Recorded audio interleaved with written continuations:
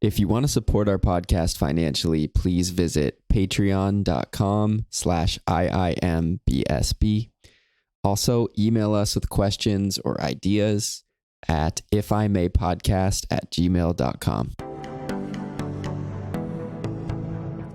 On today's episode, we talk with our friend, mystic, and former dog influencer, Shirley Braha, about her experience coming out as a lesbian in her late 30s. We discuss her early religious education at an Orthodox Jewish high school in Brooklyn and what it was like to run one of the most popular dog Instagram accounts of the 2010s. Rest in peace, Marnie. Welcome to If I May Be So Bold, a podcast about relationships. The ones we have with others, the one we have with ourselves. And given that Dan and I are a couple, you're going to be hearing about our relationship too. I'm Dan Epstein, a recording artist, former opera singer, and relational coach. I'm Justin Waring Crane, a therapist, recovering perfectionist, and karaoke star.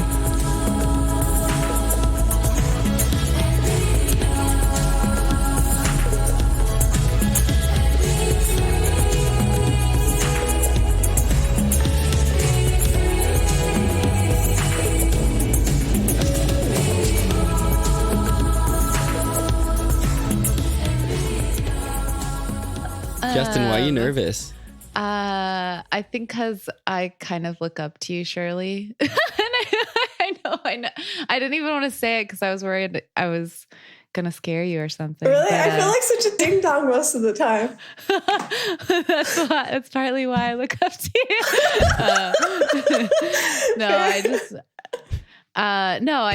I see you as like the cool, like gay aunt that I never had. I definitely, I feel like kooky gay Aunt Shirley.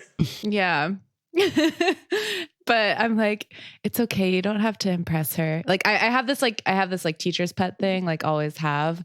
So if I like look up to someone, I just like watch my behavior because I feel like I can be like pretty weird do you know what I mean? Like, I know, but I feel that way about you. Oh my God. Yeah. Whenever you guys are in the same room, you guys are just like, yeah, it's like, true. You get right into it. It's true. Which is funny because you don't like Aries. What? Yeah. I knew it. I knew what you were going to say. Yeah. So the last time Shirley and I were together, I don't want to sound like I'm bragging, but you told me I was your favorite Aries, which was so meaningful. And what is you are? Because you have that Virgo rising. Yeah. And Virgo rising is hot. Thank you. Is it? Virgo rising's hot? To me. Yeah. What's so hot about us? Yeah. Tell us. Virgo rising? Oh, I like it because it's like reserved, but really put together and like efficient and like get shit done. And it's not really like look at me energy, but you want to look at them anyway. You know? Yeah.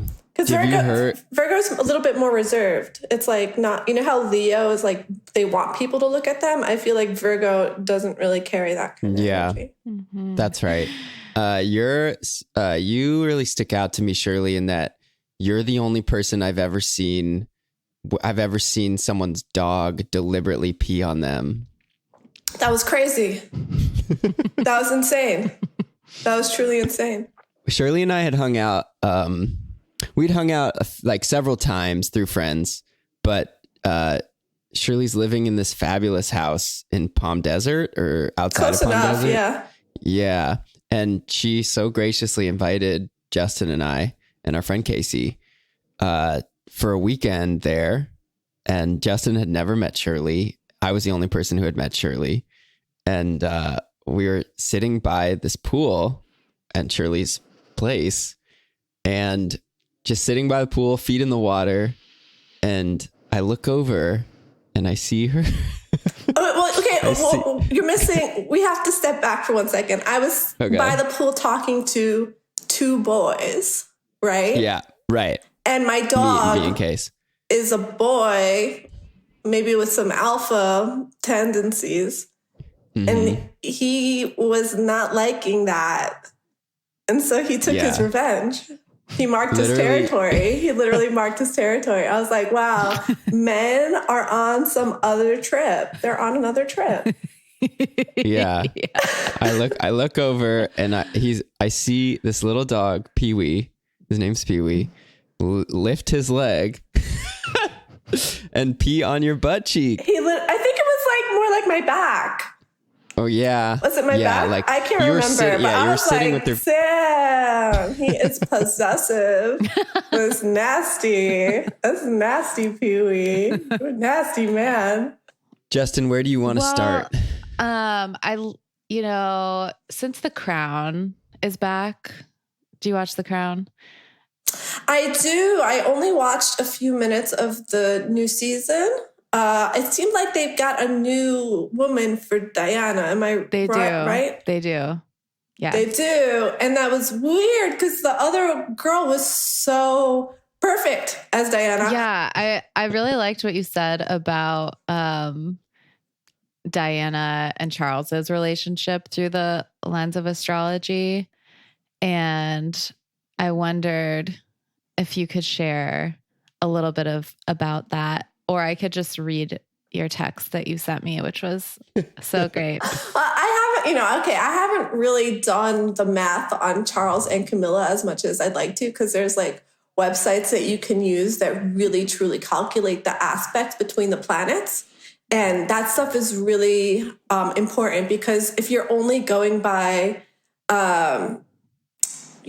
like the big three and the planets just like, on a 1-to-1, you can get somewhere. The big three being sun, moon, rising. Yeah. Mm-hmm. You can get some information, but you're still not getting the big picture. So I would love to do like a full examination of their, of their aspects. You guys know the term aspects? Yeah. Yeah. So like the aspects are a big part of it, because you can have, compatibility on co-star or something with a person. Mm-hmm. And that counts for something, but you really have to see how the planets are aspecting each other. And you have to like go to an actual like website to do that. Yeah. And looking at all the houses, which I never know how to do. Oh yeah. Yeah. The houses too. Yeah. It's I feel like the more you learn, the deeper you just want to get into it. Because the scariest thing about astrology is that it's actually real. Mm-hmm. Like, that's scary. That's really weird. Mm-hmm. It's like, how are these celestial bodies truly impacting our personalities from the day we're born on kind of like a 1-to-1 basis? It's very apparent to me when I like see certain elements of a person's personality. I'm like, oh, okay, yeah, I see that. Like, the Leo rising, I see this, I see that. You see it, and I continually find myself attracted to like certain qualities, like Scorpio and Taurus, like vibes. I'm always like, oh wow, that's like so hot. That's interesting. I do associate Scorpio with Taurus for some reason. Is there an obvious reason, or it's just like this? I don't know if it's like they both strike me as signs where you kind of have to earn their trust or like comfort level with them. Yeah. They're both on the earth, water side. So I think that there's the largest disparity between signs is sort of like you have your earths and your waters, and then you have your airs and your fires. And those are very different energies. Yeah. Scorpio, you definitely have to earn the trust. Taurus, I feel like they're generally pretty chill. It's like just like a chill. I feel like the stereotype is they like to be cozy. They like to like be in a hoodie, like yes. a blanket. I thought you said they like cookies. I'm like, we do like cookies. They love them. They love. They love cookies. It's actually true. Tauruses, they have a tendency to eat a lot of snacks. And I'm a Taurus moon, which is so how I process my emotions is in a Taurus way. And that usually just means I want to like stay in bed all day and like eat cookies and just like, I don't get angry. I don't get mad. I don't, that's not my emotional reaction. Maybe someone with like a fire sign might have a more fiery temper. I just process it more like, just want to eat snacks and like be alone. So you have the Taurus moon like Charles, like Prince Charles. Yeah, that's right. Yeah. So, can I read this text that you sent to me about Charles Sure. and Diana? Okay. Well, you said that Diana is the best, which not contentious, but ultimately incompatible with Charles because while, yes, Charles is a little bitch, he's not heartless since he has his sweet Taurus moon. But that doesn't go well with Diana's Aquarius moon. And Camilla is a Cancer moon, and that's just a more natural fit for him. And then I think so. I stand by that. Also, the way Charles' prideful Leo rising was jealous of Diana's popularity contest winning Sag rising. Yes. Yeah. I think those are solid theories. That makes so much sense. Yeah. Yeah. But you know what? The Leo Sag thing, I didn't make that up myself. I read it on like a NewYorkPost.com for some reason. They have extensive astrological analyses of like so many things. It's like they're one of the leaders of like astrology analysis. I'm like, okay. But yeah, they actually said that. I was like, oh, that's really insightful. I love But that. it's a known fact. Everyone knows. It's Yeah. not a secret that Charles was very jealous of Diana, which is ridiculous because he should be stoked that he found this princess that is, you know, bringing the country together. They're like so excited to have this incredible princess, and all he can do is just like be jealous. Like, ew. Yeah, so tacky. So fucking tacky. So tacky. But, you know, I'm happy for him that he's found love now. Well, he's had love his whole life. He just couldn't be with her. Yeah. I like how you're holding a pen, Shirley. Notes. We're going to put that to good use. On this podcast, when we remember to do so, we like to ask guests about their first kiss. Uh-huh. Yeah. And I think I want to ask you about your first kiss, but then we also need to do first kiss as gay. You know, first kiss like when you knew you were gay, or if that was a thing. So yeah, so those are two really different experiences for sure. Like I can tell you about my first kiss with the guy, but like it, you know, I don't think of it as like some sentimental romantic thing. It's just like an activity. Right. You know, it was like, I don't know, some guy from my high school. I don't know. We were with a group of people like by a beach. I was attracted to him for whatever reason. I think because like he didn't have kind of as aggressive energy as a lot of like maybe other men that I went to high school with. I went to a very religious Jewish high school. And he seemed like a little different. Like he was kind of into alternative music and stuff. And he had this like Dolce & Gabbana cologne that I found really attractive. And I don't know. So I was like very turned on by that stupid cologne. And I don't, you know, I'm not like, I don't think we had like feelings. I don't think he had feelings for me necessarily, but I don't know. Yeah, we made out for like 20 seconds by maybe a minute. I don't know, by the beach. I was like, okay, cool. Do you remember lost my kiss like virginity? What? Do you remember like kind of the dynamic socially that I'm just so curious because I know you went to Yeshiva Flatbush, right? Mm-hmm. Yeah, very religious, so fascinated very big by Jewish high school in Brooklyn. Yeah. Right. So like what can you set the scene for us of like, you said you were with a group of friends. Like what was this group of friends? I don't even remember. Maybe I think I was in some kind of school play, or no, not a school play, but like a community play, and that's how I knew this guy. Mm-hmm. And you know, but I don't. You know, it wasn't a particularly happy time in my life. So like, it's not. You know, the memories aren't vibrant. You know, I wasn't like, ooh, I'm so in love. This guy's gonna be my boyfriend. It's just kind of like, okay, you know. I don't know. So. But I'll tell you, like you know, my memory of kissing my first girl is way more vivid. Let's hear it. You know, and that was, I think I had always suspected that I was like at least bisexual. Like I never thought I was a lesbian, but I had suspected that I was at least like bisexual. And so I got accepted to Smith College, which is like has one of the biggest lesbian populations of pretty much any college in America. I think they say also Mills College, but at least on the East Coast, Smith would probably be the gayest. And it was maybe like the first month that I was at Smith, and I was at like some campus party, and there was some kind of like little bit like butchy girl, and we were dancing on the dance floor, and I knew that she had a reputation for kind of just being like easy and, you know, which is cool. And so I was like, all right, you know, whatever. I was like, let's try this. Let's see, you know? So like we made out on the dance. That was appealing to you that she had this reputation? Yeah. Yeah. Cause I was like, all right, sounds easy. Like, I don't like, you know, sounds drama free, you know, like, okay, we could just make out on the dance floor and it wouldn't be like some big deal, like fine. So we did. We made out on the dance floor, and I was like, okay, I obviously enjoyed that. And so like I remember kind of like almost like almost like crying afterwards, because I was like, okay, it's true. I am bi.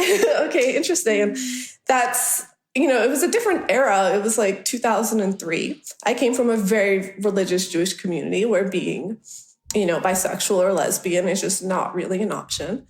So I think it was kind of like confusing to have confirmation of like, okay, yeah, this thing that I suspected for a long time appears to be true. Okay, interesting, whatever. And so, yeah, I got that out of the way. And yeah, I just remember enjoying the feeling of kissing her, maybe more than like, you know, with a guy or whatever. But which is not to say I haven't enjoyed kissing guys. Like I absolutely do. And like sometimes I still do, but there's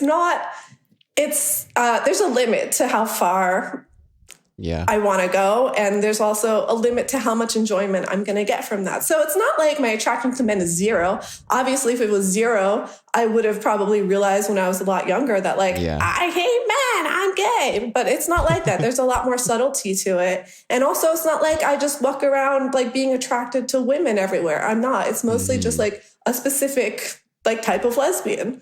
So it's a much smaller group of people. And unless you're like participating in like lesbian circles, you might not encounter a lot of people like that.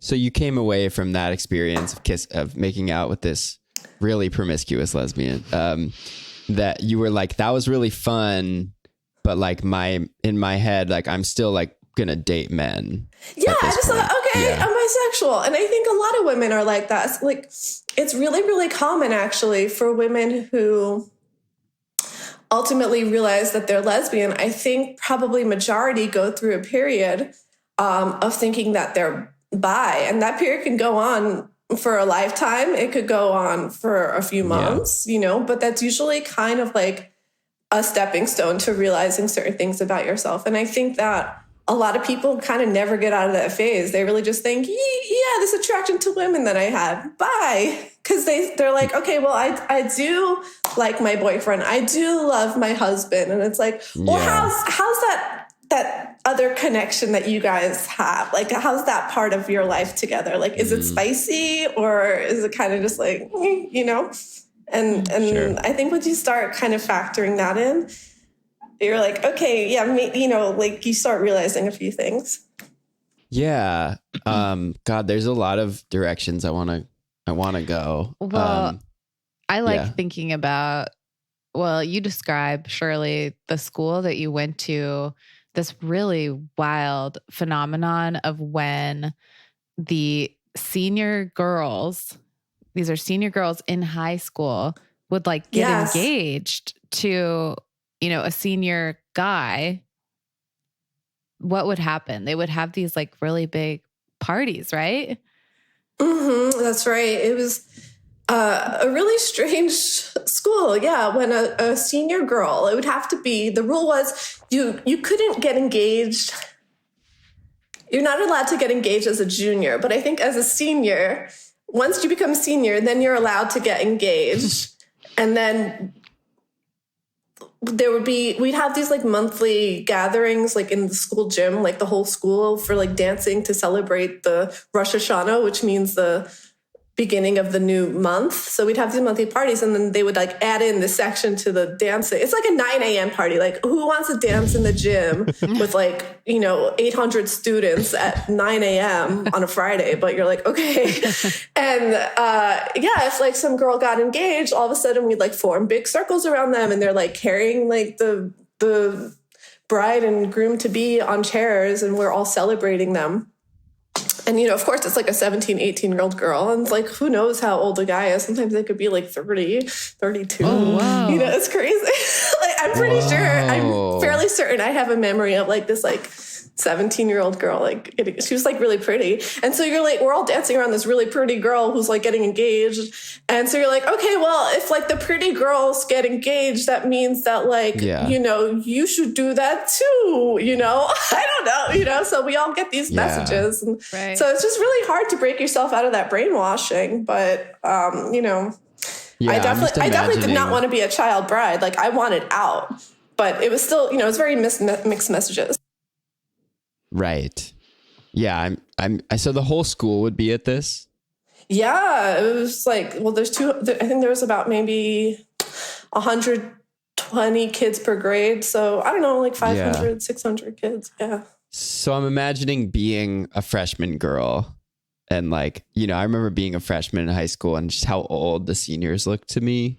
Yeah. And so I just can only imagine like a freshman girl or freshman, whoever, seeing this and being like, whoa, like it being seeming like such a big deal. Like, you're still a child and you're like, wow, like this person I go to school with is like in the spotlight because they're off to get married, Yeah, it was really weird and very uncomfortable. And I think especially taking into account now that I'm gay, I'm like, of course I felt really uncomfortable. This is a really weird display and something that I don't really want, but I'm like being trained to believe that this is what I should aspire towards.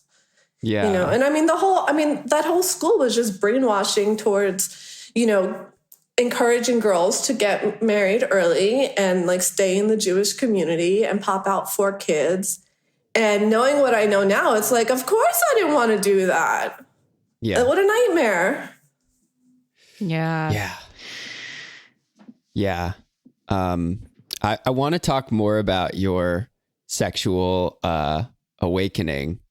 But I think I want to give a little context because you're really one of the most interesting people I know. And that's so sweet. Oh my gosh. No, you definitely are. And I just want to kind of give context for the listener of like kind of your history.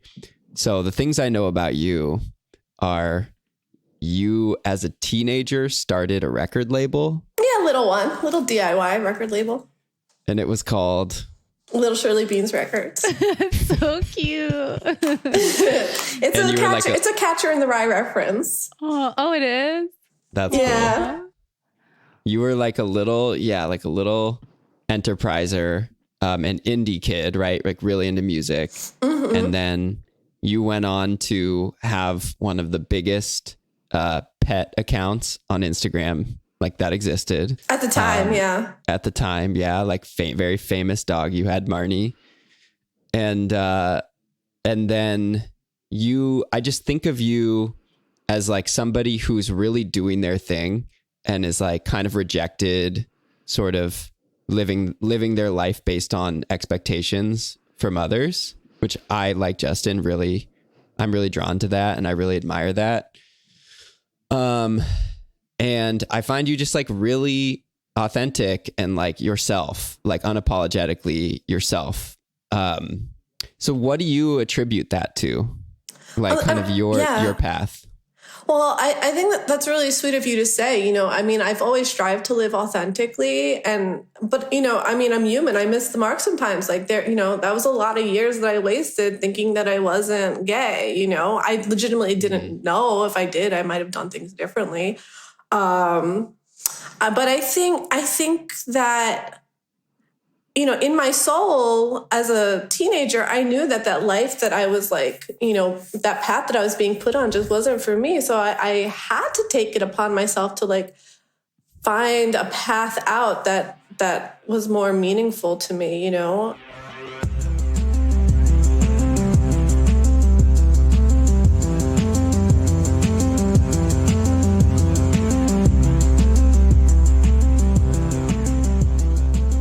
these last few years, I feel like so much has changed for you.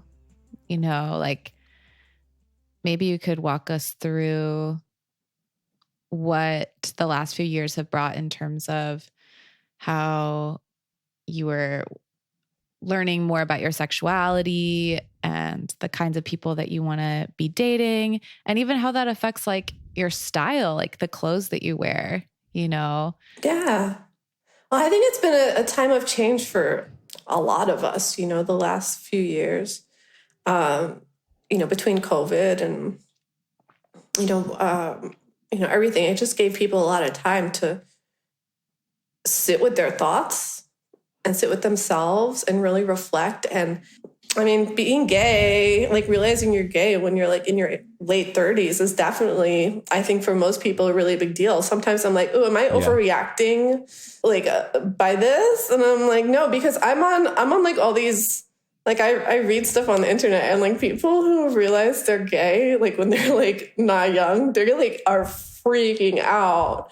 Because it's just like a shock. You're like, I really didn't think that I was. I swear to God, I really didn't think I was. So it's just a real shift in how you view yourself. And you're like, okay, well, what was I doing with these men? And you're like, okay, you know, it's like, I like some of it, and, you know, but it's like, there's just a limit to all that stuff. And I just find that I enjoy the company of lesbians more. In every way. It's just more fun for me. And I feel like I can be myself a little bit more. And that's really exciting. Amazing. Yeah, it's so exciting. Can you give us some examples of like maybe kind of important moments you had when you started spending time with lesbians more, of like, oh, this part of myself is coming out, or like I'm noticing I'm like just discoveries you made, I guess. Yeah, I think probably one of the biggest shifts is that when I started hanging out with like someone that I really liked, I found that I could communicate my thoughts in a much more stream of consciousness way. Whereas like in the past, I felt like maybe I was like guarding my words. Like I would weigh every word before I said it to make sure it was like appropriate or something, you know? And then with this girl, I just like saw this other side of myself that like words just started flowing, and I was just being maybe a little funnier or more natural with them. And I was like, wow, that like they said something like, wow, you're like really funny or something. I'm like, yeah, I'm only like this with you. And so that was really interesting. I'm like, okay, why is it that I'm only bringing out this part of myself with like a dyke, you know? I'm like, okay, that's interesting. And I think I just found that with them, like there were I would look forward to seeing them in ways that I didn't maybe with men. I would think about them more than I did with men. And it wasn't in a way where I was just like wanting their, you know, and like subconsciously, I think with men, it's like, oh, you want to feel validated. You want to feel like you're hot. And with them, it was more genuine. It was like, I just really like hanging out with this person.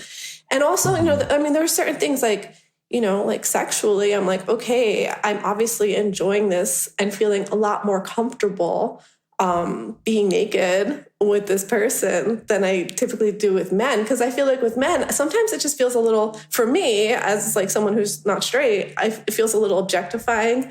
Like the male gaze when I'm naked, like it doesn't feel great for me. I'm like, are they judging my body? Like, you know, I don't like that. And then also just the overall dynamic of straight relationships. I mean, you know, I don't want to generalize too much, but like sometimes it does feel like there's like some kind of chase going on, like a predator prey, like, oh, like, you know, like, and I don't like that. I don't like that.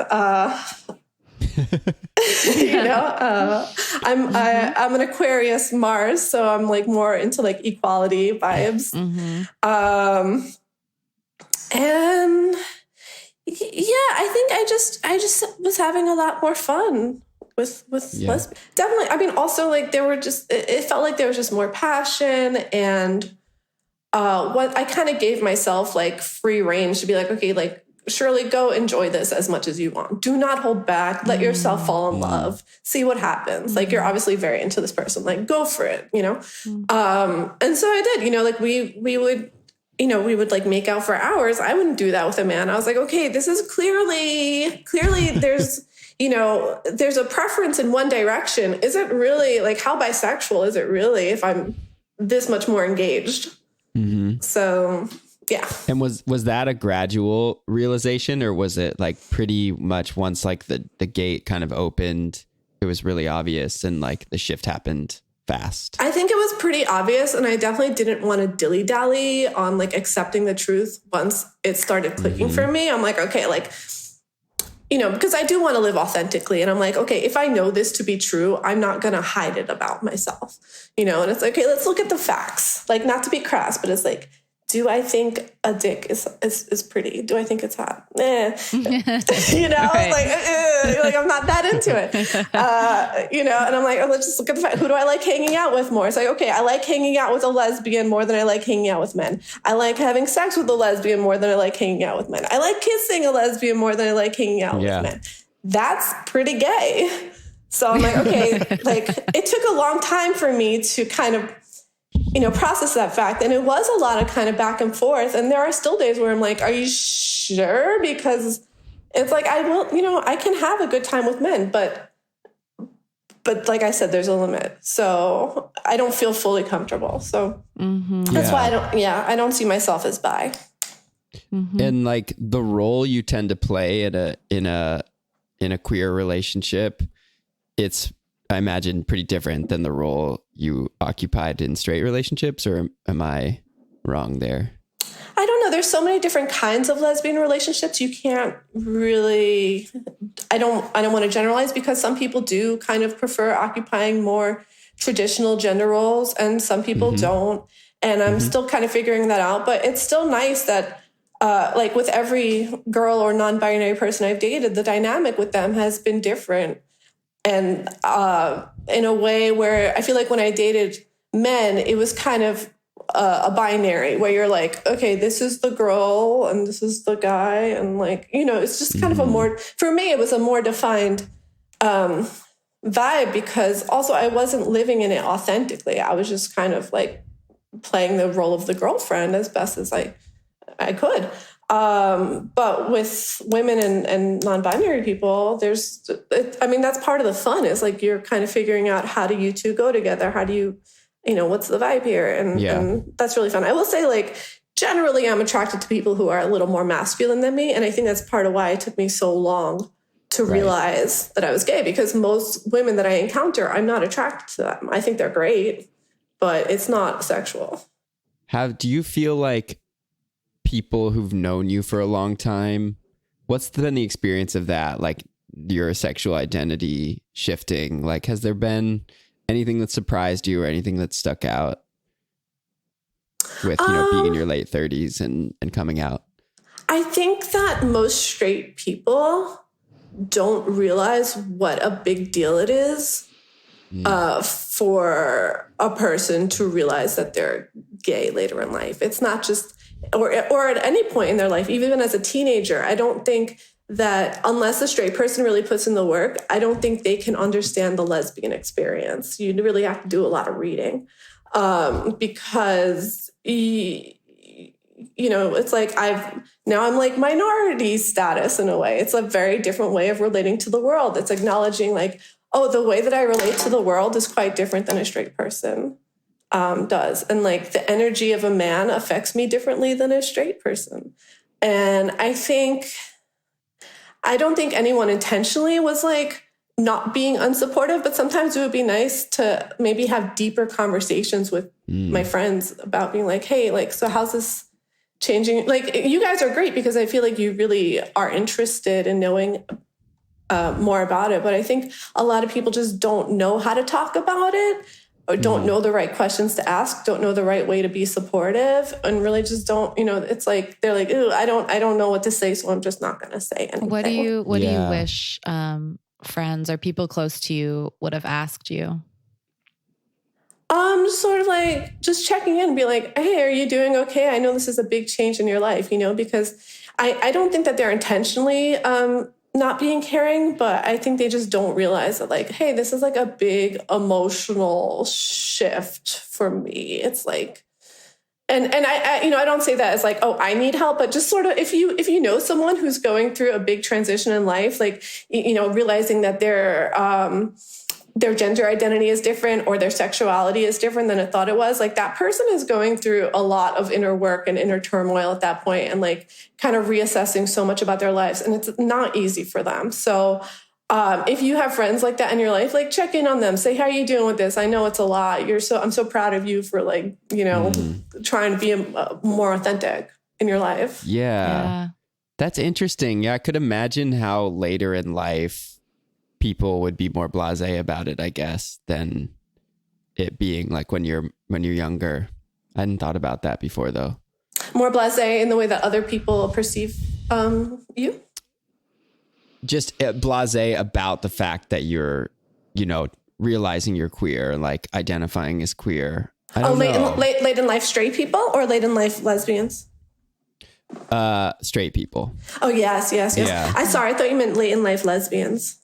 No, yeah. Yeah. I think, you know, they would say, okay, so you eat pussy now instead of dick. Okay, great. Good job. Okay, so what else is going on, you know? Right. It's like, well, we just skipped past like something huge. Yeah, exactly. Yeah. Yeah, and I know that like I've had this experience, like a parallel experience. I'm not going to say it's as big of a deal, with just like being diagnosed as ADHD as an adult. Of, you know, I have had to like experience a fair amount of grief for the things that didn't happen that would have happened if I had, you know, addressed this or realized this when I was younger. Same. You know, yeah, that's exactly how I feel. It's like I grieve for what I lost in the past, you know. Yes, I totally relate to that.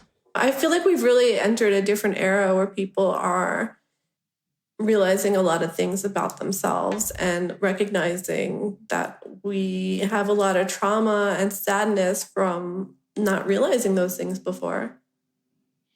Yeah. Do you think you and Marnie could have had a different relationship if you had come out when she was alive? Oh, it's such a tough question. I don't know. I mean, she definitely made me realize a few things. I just felt, you know, I think there was a part of me that felt like I wasn't maybe the most loving before Marnie. I was like, oh, I'm just not a romantic person. I'm not a loving person. I'm not a mushy person, you know, because those parts of myself were not coming out in my hetero relationships. You know, I wasn't like a super duper sweet, you know, I wasn't nurturing. And so it was really interesting for me to see like, okay, I'm like deeply in love with this dog. I obviously have a lot of emotion and a lot of love to give. And I am very sweet. And, you know, all I want to do is give love. So it's like, why are these qualities not manifesting in my relationships? Like, that's weird. And so I started doing all this work on myself, trying to understand, like, why am I not like, you know, I like wanting to like just be better with men. And it literally took me, like, I was looking for the answer and it took me so long to figure it out. Like, I just couldn't figure it out. I remember I used to have like kind of,